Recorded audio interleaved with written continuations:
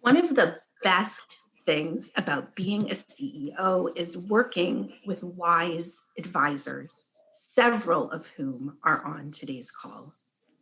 Ted Comet and Aliza Kline have both become cherished friends and guides since I've been with JPRO. Aliza Kline is one of the most creative, dynamic, soulful, and entrepreneurial professionals I know. She serves as the founding CEO of One Table, a platform for young adults to end their week with intention and create unique Shabbat dinners. Aliza was also the founding executive director of Mayim Chaim Community Mikvah and Education Center in Boston. Aliza joined the JPRO Network board in 2018. Poignantly for today's program, Aliza was inspired to get involved with JPRO in part by a conversation that she and I had about Ted Comet and the power of intergenerational professional relationships. Ted Comet has been a longtime champion of Jewish communal professionals around the globe. He led the World Conference of Jewish Communal Service and serves on JPRO's board. Ted's career began at the end of World War II when he served as a student volunteer in Europe. Just a few of his many professional roles and accomplishments include serving as the assistant director of the Council of Jewish Federations from 1968 to 1990, and beginning in 1990, Ted was JDC's Associate Executive Vice President.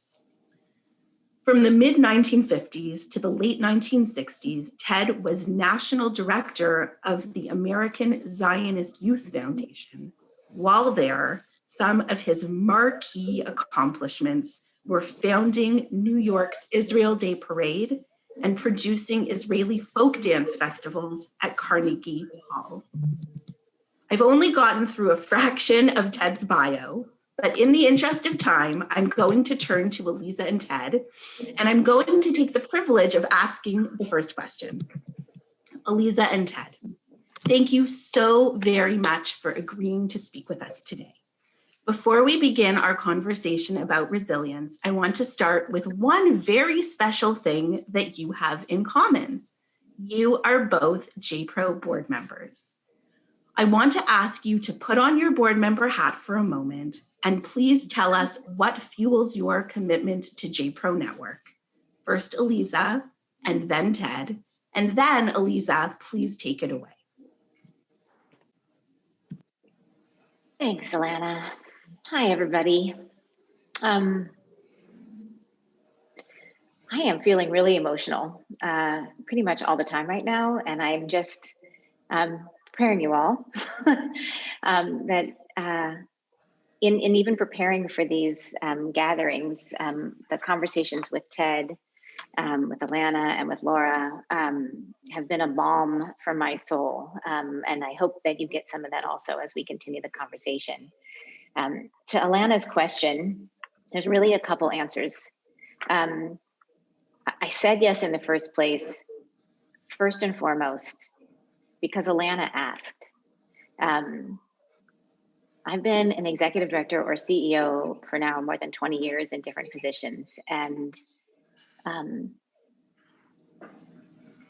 I know that that can be lonely and challenging and exhausting and infuriating and delightful and exhilarating. And when Alana engaged with me to ask for thoughts about the field, which then led to the conversation about who else was involved, as you mentioned, knowing that Ted was there, meaning what we're thinking about is not just my work leading whatever organization I am leading, but this field, this sector, this network, and wanting to place myself in this much broader context was something that is, I think, good for my soul, good for my ego, good for my relationship. So very kind of selfishly, it feels good to be part of an organization that is my people, right? The people who are completely driven by the mission of the Jewish people, and also interested in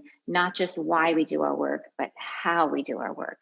And really, I think JPRO is kind of Amcha focused, like focused on the folks at all different stages of our careers, at all kinds of organizations. And I think seeing myself as part of that conversation and that community is enormously important and gratifying. We did talk about TED at that first conversation, and I just remember my heart stopping for a moment then too, because of,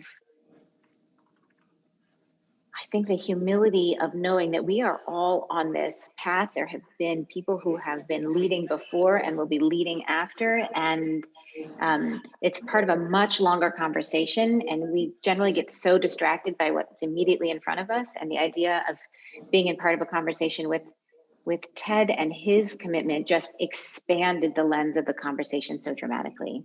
And we're nimble and we're doing great stuff, and JPRO keeps shifting to meet the needs, and that brings me joy. Your turn, Ted. Okay. Well, my support for JPRO is really based on the answer to the following question. Who are we? Are we just providers of services, or do we represent a bona fide profession? If it's a profession, which is my point of view, of course, is that there is a common core of knowledge, of commitments, of skills that across the diverse professional roles that we play is a commonality. Who are we, and what is our goal? And if we are professionals, then we need a professional association, because through the association, not only do we advance the skills, learn from each other, but we become bonded as a community. And it's a community, as I see us, that has a sacred task. I see a role almost, we're descendants of the role of the Levites in the temple. Just as the Levites made the temple operative, we are the ones that make the Jewish communal enterprise operative. And one of the things that we realize too is that the Jewish community is a voluntary community. And in order to exist and persist, we need committed professionals as we need committed lay people. But then there's also, as professionals, our role is understanding what it means in terms of building community, building institutions. When I first came a century ago into the field, most of the colleagues came from the fields of social work. So there was a really common understanding of how do you build lay leadership. And then people coming in without that background often didn't understand that basically our institutions are owned by our lay leaders, and that our role is to be not only enablers, but inspirers and educators. So this is the task that I see in front of us.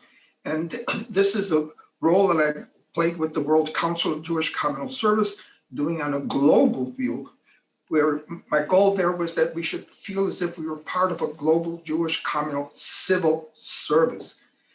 And I see JPRO playing that role in North America. So that's my not so quick answer to your question. Yes, it is a commitment. And as the late Rabbi Sachs said, we must make the old new, and we must make the new holy. So that's how I see our task and our commitment. Okay. Thanks, Ted. Okay. So what brings us to this conversation today, it's not just my deep admiration and love for Ted, but my sense and Alana's sense that we are not alone in the struggle to sometimes stay focused and feel optimistic and find resilience in the work that we are doing. I find particularly this week very much more challenging to have a sense of accomplishment and clarity because I was just in general sense of unease. And so we have access to Ted. So we're going to probe as deeply as we can. to find the lessons and themes from Ted's storied and impactful career, where he has certainly experienced moments where we have been in equally traumatic and challenging times in our past, and yet we have survived, and yet we have thrived, and yet we as a Jewish people have this deep sense of resilience. And the more I've talked to Ted, the more I understand that that is something that drives him as well. And I want you all to get some of that too. So I would like to start, you use this language of communal service. And I want to know what is, can you define that for me? What does communal service mean to you? Communal service, that we are instruments that enable what I call should be our common goal, which is, quote, the creative continuity of the Jewish people. That's our holy task that I see. And let me make the following comment. It may come to it sideways, but when I was with the Council of Jewish Federation, in addition to being Director of International Affairs in the General Assembly, they also asked me to initiate the leadership development programs. And there was very little at that time literature or experiences that were available. And I asked myself the question, what motivates people? And the answer I found was that if you eliminate the outer trappings that individualize one person from another, and you go to the inner core, what you find there, the commonality for everyone, and that is a yearning for a sense of significance. That somehow our life has meaning, it has purpose, it has value. And how do you respond to that? By being connected to causes that have meaning, that have purpose, and that have value. And for me, being part of this 4,000-year journey of the Jewish people has given my life meaning, value, and purpose. So it's a bit of an oblique answer to your question, but the examples that I've seen is not only that we're here and that all the empires that tried to destroy us, the Greek Empire, the Roman Empire, the Spanish Empire, are all gone, and we're here standing in a more contemporary. Stalin is gone and Hitler is gone, and we're here, although we've suffered greatly, but we are here. And I was profoundly moved when I went to France. I was just an innocent student, and I was confronted by two opposite experiences. One was the consequences of the Shoah. I really didn't understand or know what was going, and to see what was happening there was so profoundly disturbing. And I felt it somehow in my own little way to try to fill the void of what was destroyed. But on the upside, I was amazed by the capacity of the survivors and of the children that I was dealing with to respond to love and to care and to concerned handling. And I said, you can make a difference in people's lives. What better career to have? So that's what set me on that. I came back and I got my master's and I went to the Jewish Communal enterprise. And so the experience there showed me the enormous capacity of Jews not to be destroyed by the sense of victimhood. When I look at the Palestinian problem, I see part of the problem is they're still lost with a sense of victimhood. And the Jews have not. And in the camps after the Holocaust, the Jews took over. They created schools, they created theater, they created all kinds of activity. And that enormous resilience, for example, in the DP camps, it was hard to believe the highest birth rate in the world. I mean, JDC was constantly pushed for more children's materials. Diapers. That they needed, that was just extraordinary.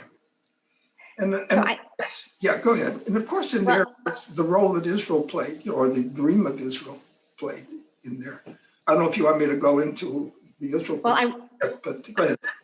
I mean, I want to there were a couple things that you said that I want to kind of shine a light on and probe a little further. One is the, I first of all just want to say that I love this expression, creative continuity, which I've learned from you. And I will also say that I came of age as a professional where continuity was the word that was fueling philanthropy.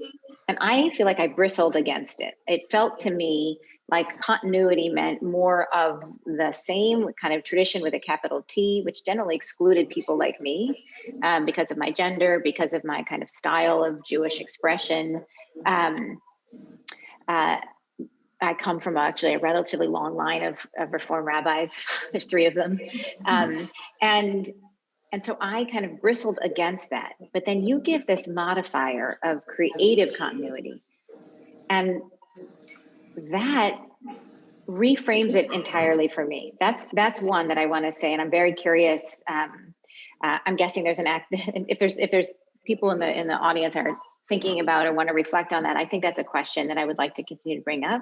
And the other is you talk at what drove you and what you noticed and what you learned is this very sort of fundamental, very universal need for belonging, and then that drives you. What's interesting to me is the kind of interesting tension between the universal, like every human has that, and the particular of the Jewish piece in terms of how we support and how we grow and how we persist.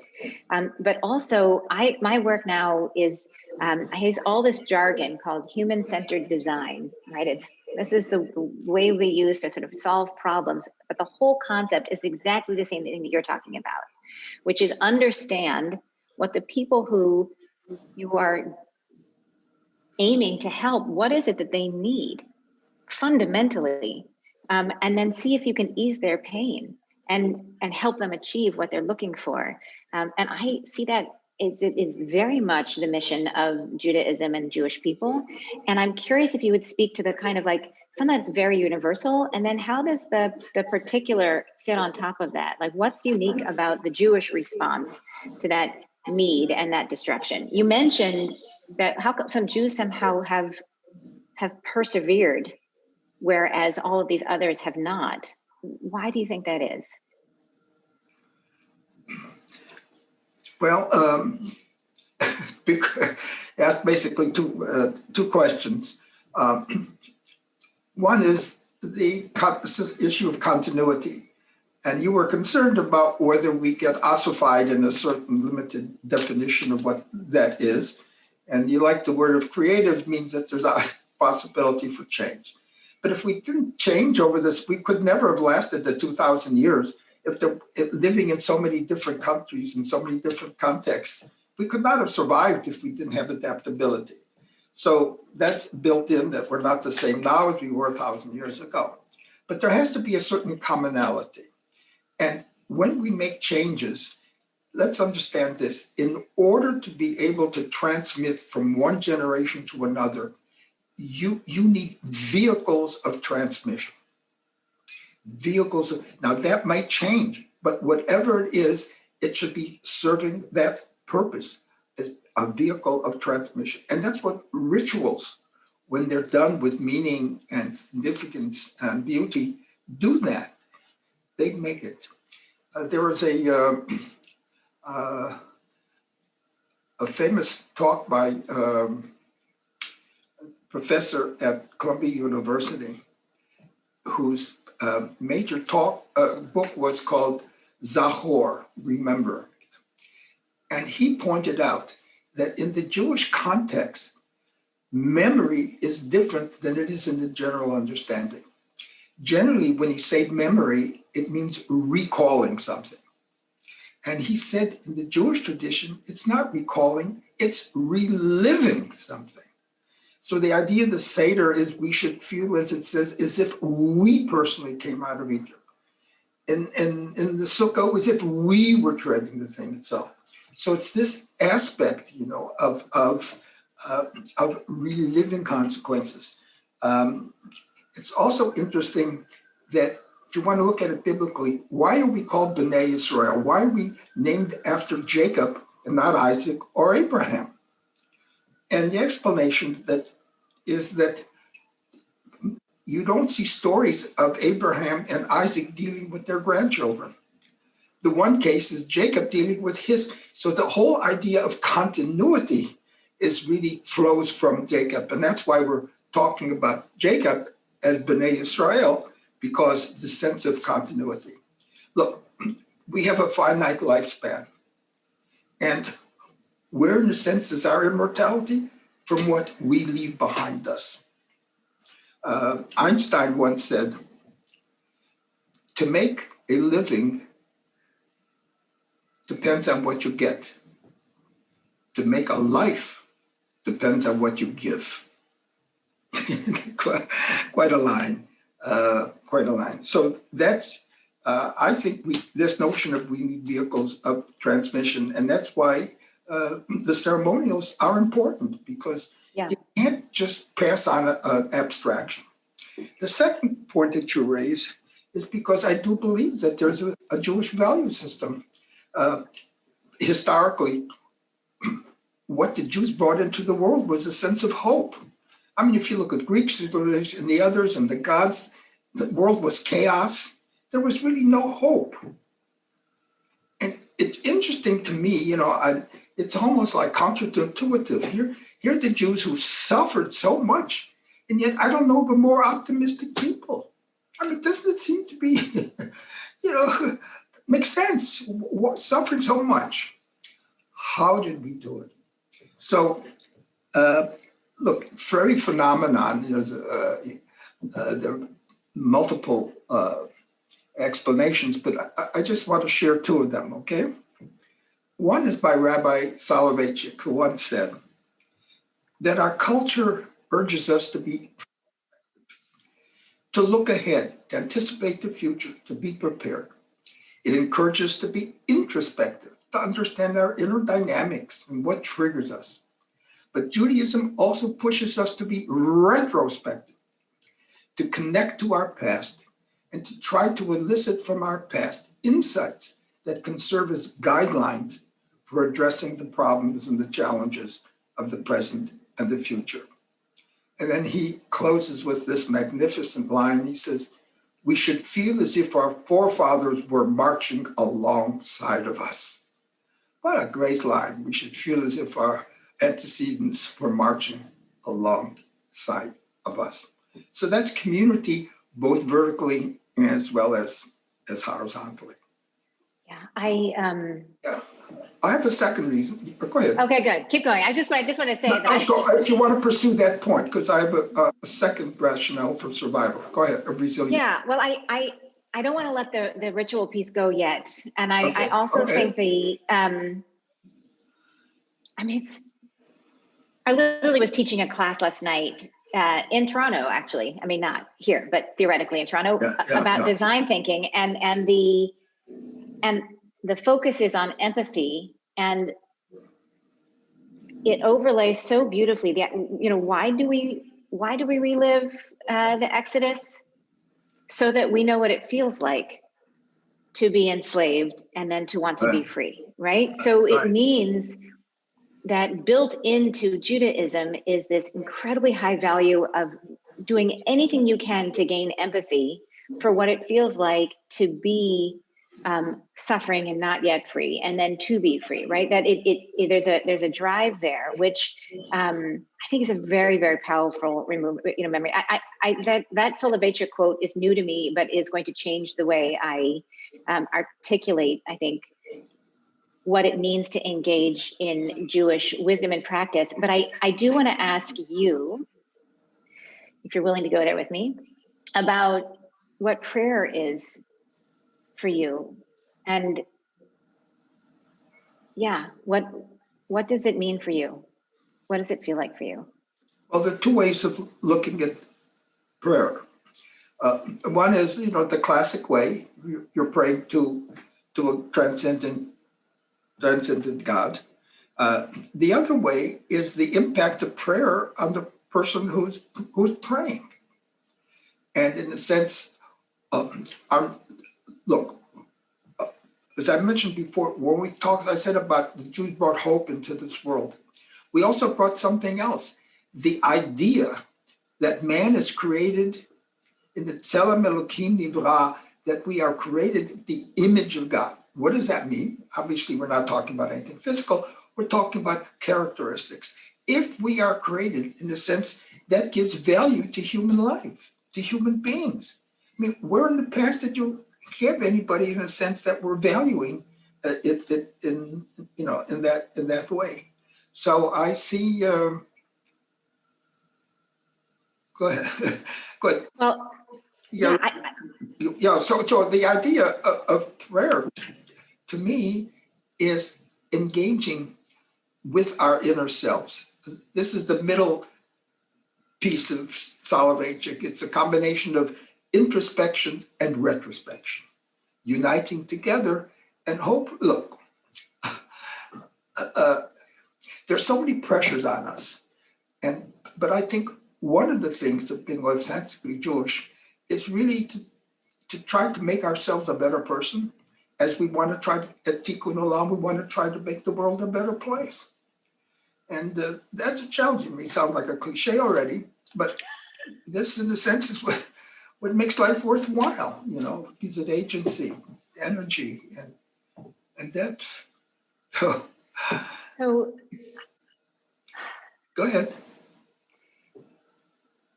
I'm thinking about a conversation I've had recently. I have 3 daughters, 16, 14, and 11. And they have been watching the affairs of the world and understanding very keenly how divided certainly America is, and so many other parts of the country. And I wonder, what counsel you offer for those of us who,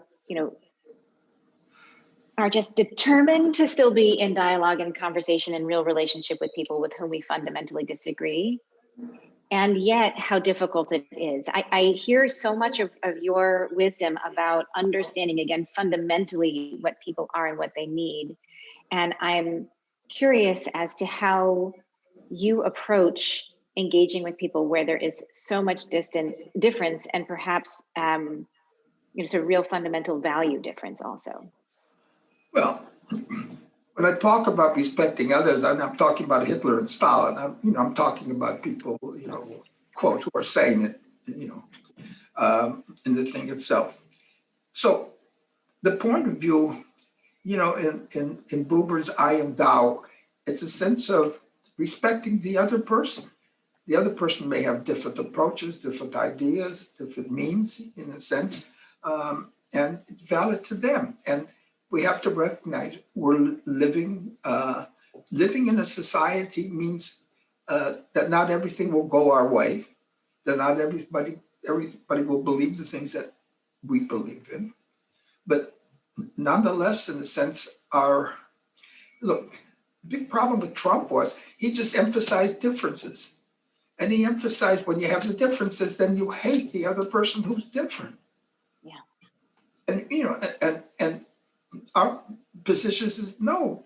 If they're different can you find a commonality? Can you find a sense of human discourse? I think Jews have been in the forefront. If you look at all the social sciences, Jews have been in the forefront of the thinkers and the leaders in this area. So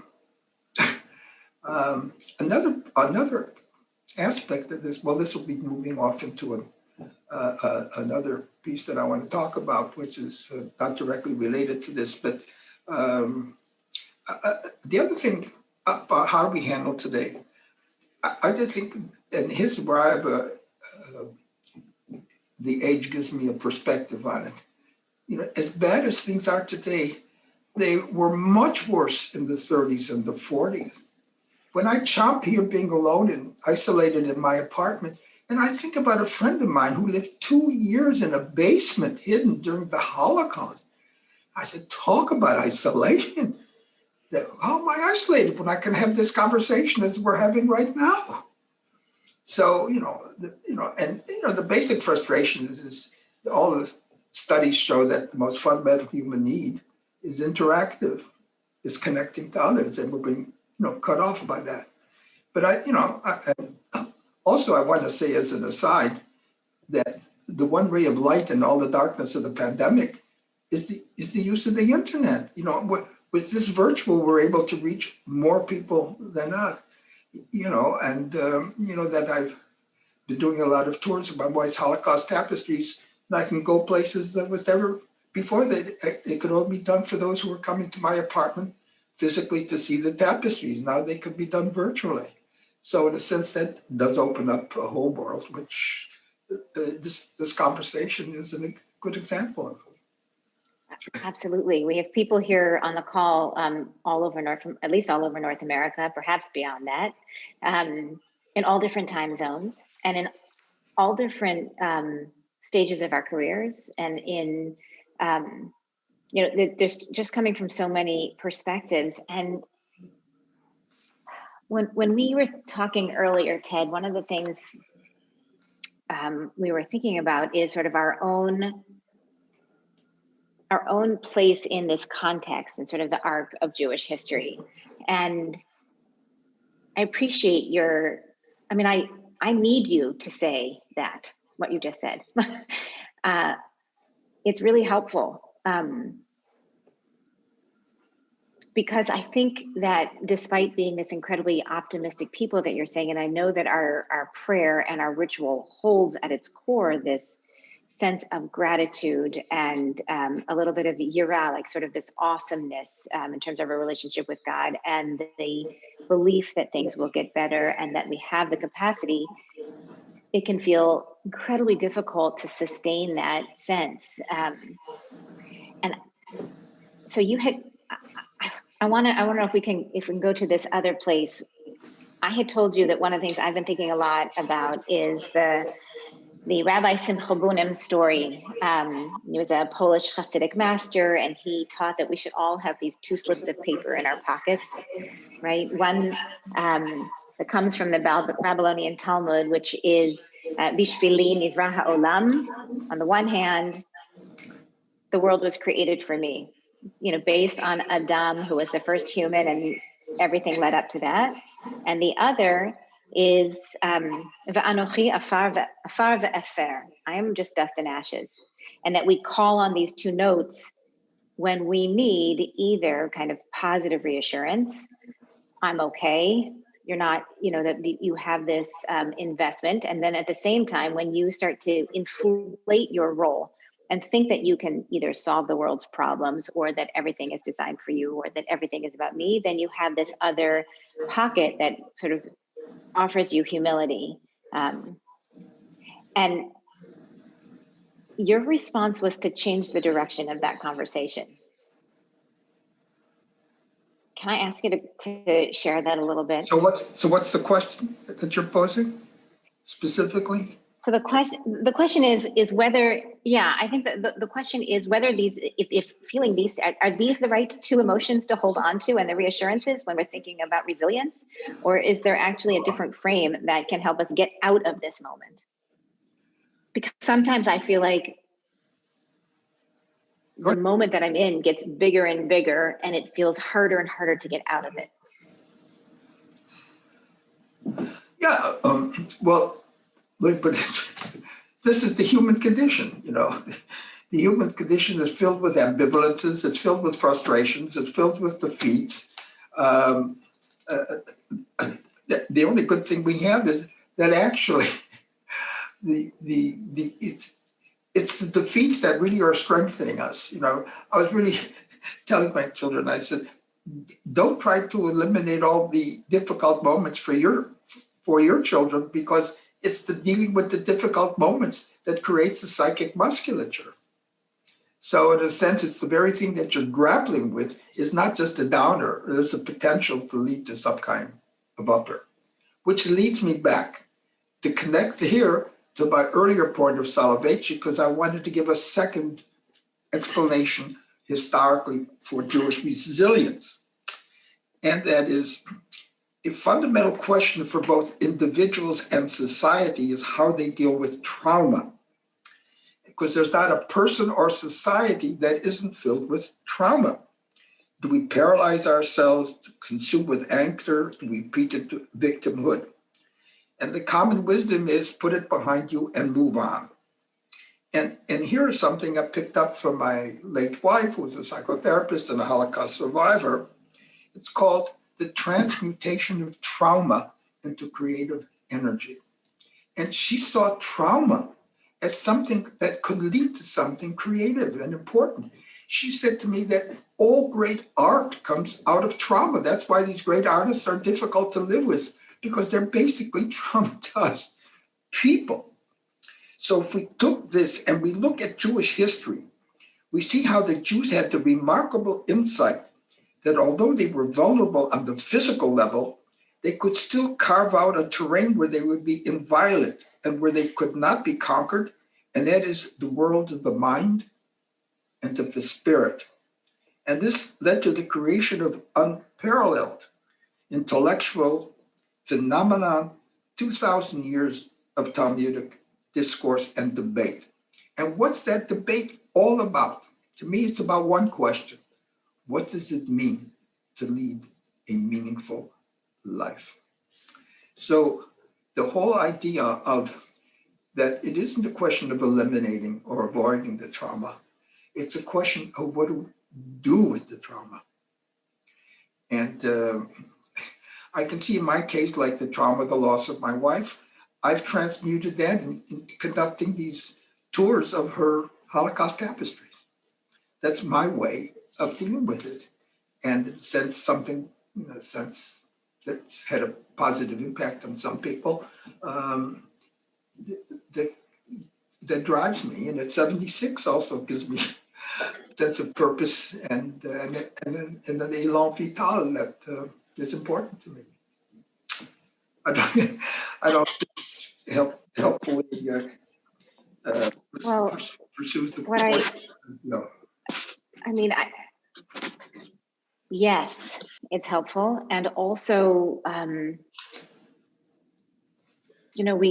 of the things that's interesting to me about history and psychology and understanding ourselves and our motivations is how the cycles just keep repeating ourselves. There are, two young women, sisters, just wrote a book called Burnout, which I'm guessing several people on this call have also read. And if they don't, I encourage them to. And while not one of them is an artist, is a musician, and the same theme about needing the trauma and the challenge to go through you and come out, holding it in can weigh us down, incapacitate us, lead to depression, really be incredibly harmful.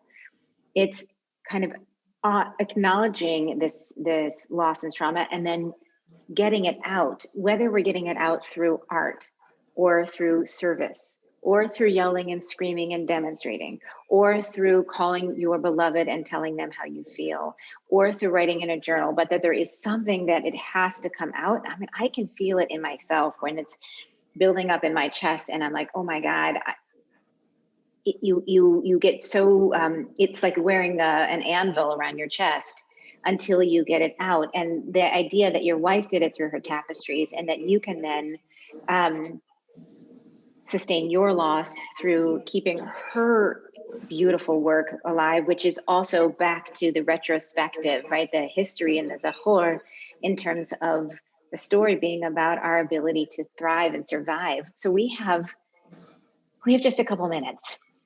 So I want to ask as we close about, you've said a lot of beautiful, very powerful things, Ted, thank you. And I'm wondering if there is, a kernel of what you hope people will take away from this conversation, will have learned from you today.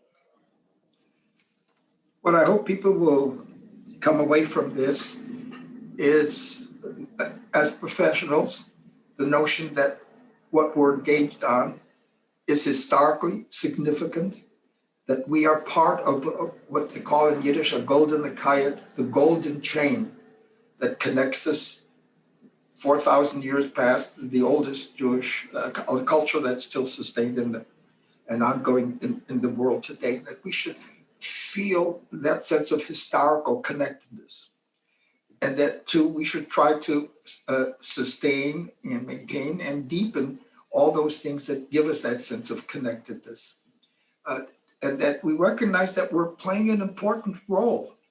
And one of our critical roles is what we do with lay leadership. I have found that a lot of people who didn't come up with the MSW route didn't understand what it means to develop lay leadership. And while they were brilliant technicians and managers, they didn't understand it. I remember one was telling me that he saw that the board meetings were a burden, rather than seeing the board meetings as an opportunity to inspire, inform, educate the lay leadership. Because what's at stake is continuity. And I always hope that we would have the sense of the historic past, connecting to it, internalizing it, and then recognize that we are instruments, as you quoted me before, and I repeat, be instruments for the creative continuity of the Jewish people. That's our Jewish professional mission. And thank you, Aliza. It's been a pleasure working with you, Ilana, Lara, and Yesher Koach to JPRO for the wonderful work that it's doing in helping sustain and broaden and deepen what Jewish Communal service is all about.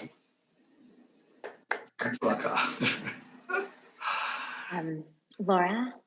Yeah, thank you, Ted, and thank you for those very kind words. And both to you and Aliza, this was at least to me, a very inspiring conversation. And I have one more question for both of you. But before we proceed with that, I would like to invite all of our participants to share in the chat one thing that you're taking away from this conversation. And we can maybe hear a little bit, not vocally from you, but sort of see and interact with you a little bit in that way. So I'll give you a minute to think about it and type it in the chat when you're ready. Thank you all. Sorry,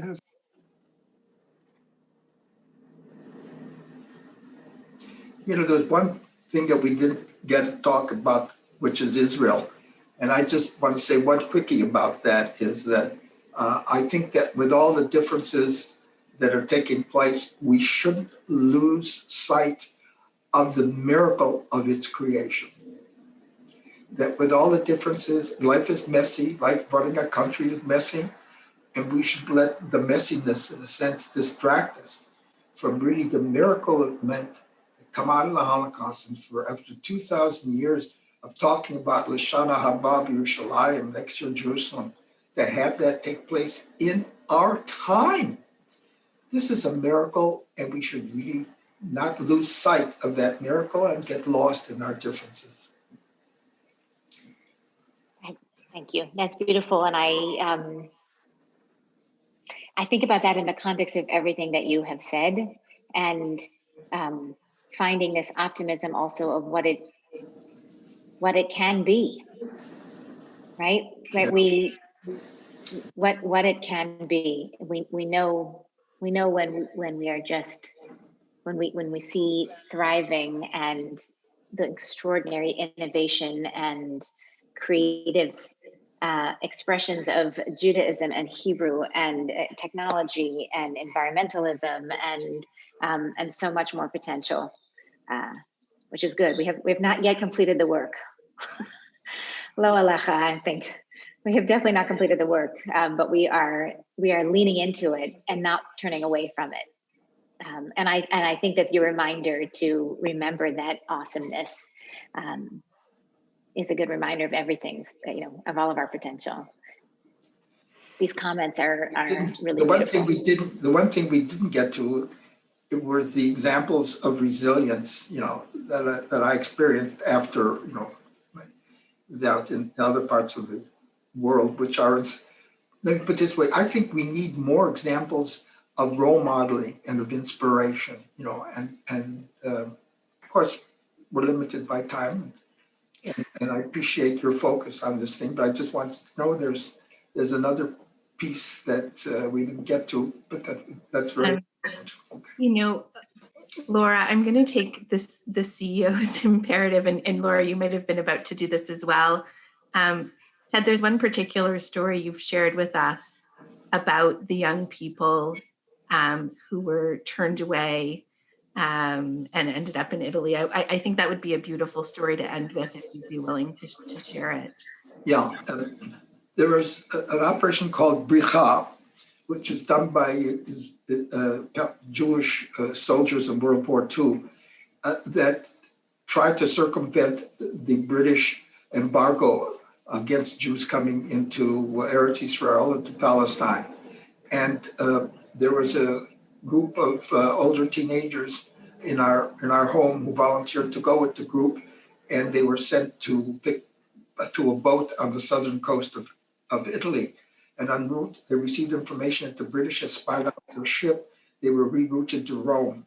And while in Rome, they were taken various sightseeing, including Titus's Arch of Triumph, a victory arch over the destruction of the Second Jewish Temple and then the Second Jewish Commonwealth. And when these teenagers heard that story, and they were told that Rome also produced a coin showing Israel as defeated, and on top of 2 Latin words, Judea Capta, the Jews are enslaved. And one of the older boys, thinking about what a third Jewish Commonwealth could be like and what it could mean to them and to Jewish history and to the Jewish people, took out a piece of chalk from his pocket, and in big bold letters, he scrawled at the base of the arch, Judea Viva, the Jewish people lives on. In a sense, that should become our, in an Hebrew phrase, we talk about that Am Yisrael Chai, that we all have to be instruments to ensuring that kind of survival. Go back to continuity. I don't want to obsess too much about the word, but I just want everybody to feel that we have a role to play in what the future of Jewish life will be like. Thank you, Ted, and thank you, Alana, for jumping in with that, the prompt to have Ted tell that story. It's interesting, Ted, that you closed on the comment of continuity, because a lot of people in the responses that you see that have been coming in the chat have found the creative continuity piece of what we spoke about today to be very inspiring. Other people commented about the fact that we have our ancestors marching along us and that we have our own styles of Jewish expression. One last question for both of you. I would love to hear your thoughts about one thing that you're taking away from your conversation today that you'll continue to think about or be inspired by.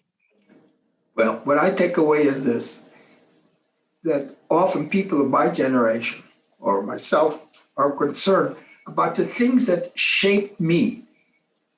The Holocaust and the post-Holocaust rebuilding, the creation of the State of Israel, the struggle to free Soviet Jewry, struggle to free, the Jews in Ethiopia. All of these struggles, in a sense, that was our psychological musculature. And what we're worried about is the younger generation that didn't have these. Would they still share our sense of Jewish commitment, of purpose, of a sense of being part of shaping the future? And when and this is what JPRO, because look, I'm the old timer there at 76, but when I see young people who do share it, it moves me profoundly. So I find the experience very heartening and enlightening, and it's like getting my own batteries recharged. So I don't know whatever I've given to you, but I just wanted to tell you that I get a lot from that. And the last thing I want to point out, I don't know why people are honoring me for my work, but I just feel honored, that I was part of such major events in Jewish history. I mean, it was a gift in a sense, and it meant so much to me. And in a sense, that's what gave my life meaning. And I see that as a young generation in their own times and in their own ways are manifesting that sense of Jewish consciousness, identity, and commitment. So I'm grateful. So my cup runneth over.